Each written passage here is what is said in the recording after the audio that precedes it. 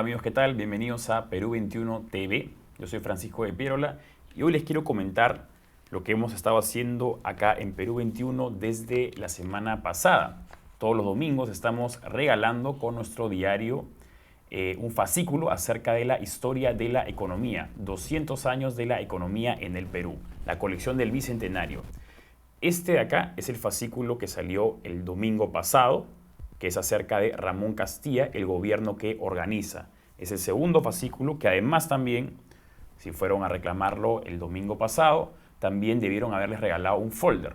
Todos los domingos vamos a regalarles un fascículo nuevo. El primer fascículo fue acerca de lo que nos costó la independencia en el Perú, la independencia con los españoles.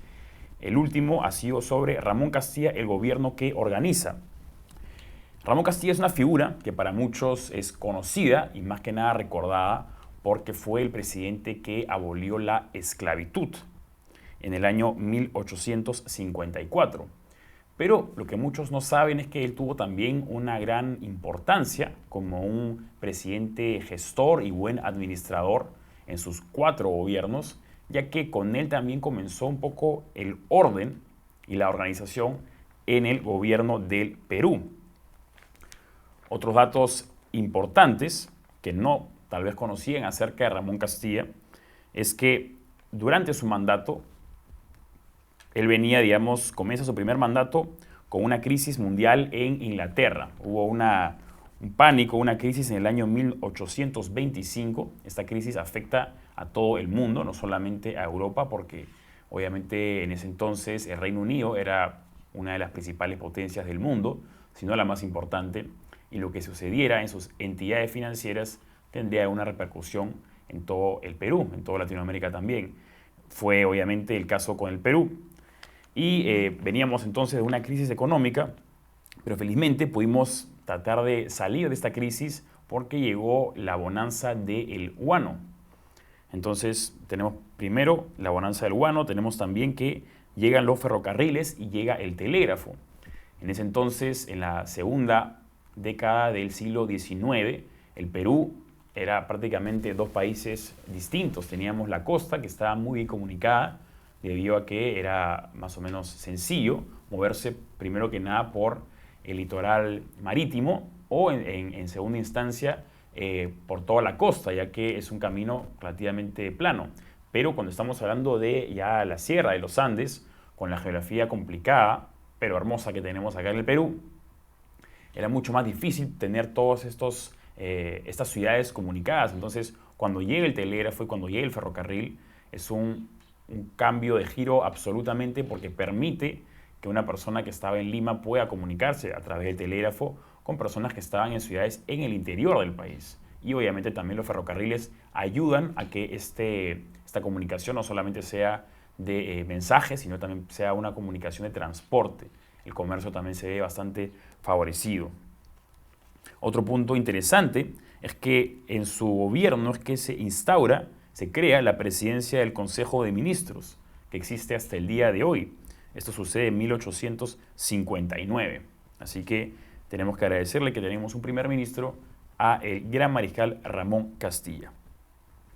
Además de eso, en sus gobiernos también llegó la luz a gas, que iluminaba casas y calles. Antes acá en Lima, por lo menos, no contábamos con un alumbrado como el que tenemos el día de hoy, pero en ese entonces, antes de llegar la luz a gas, no había luz de vela o luz de candela, y obviamente con la llegada de la luz hace que cambie totalmente no solamente la apreciación de la ciudad, sino que también mejora la seguridad, porque la oscuridad muchas veces es donde suceden actos que a uno no le gustaría, ¿no?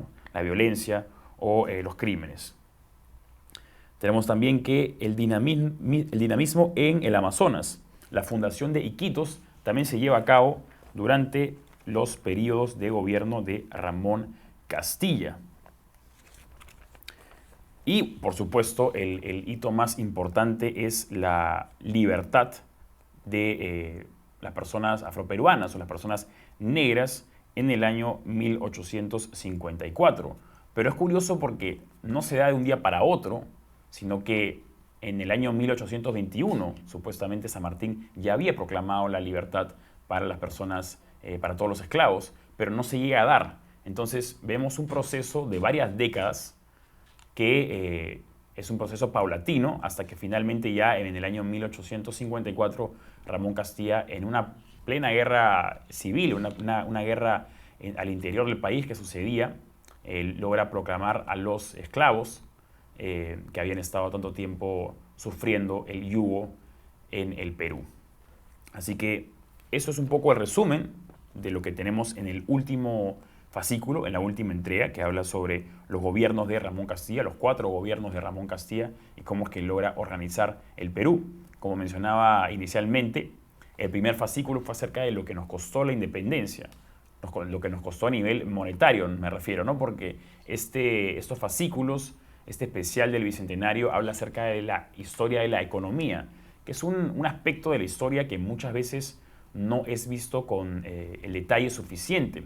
En los cursos que hemos podido llevar en el colegio o en la universidad, solemos ver la historia enfocándonos en la parte política y en la parte social.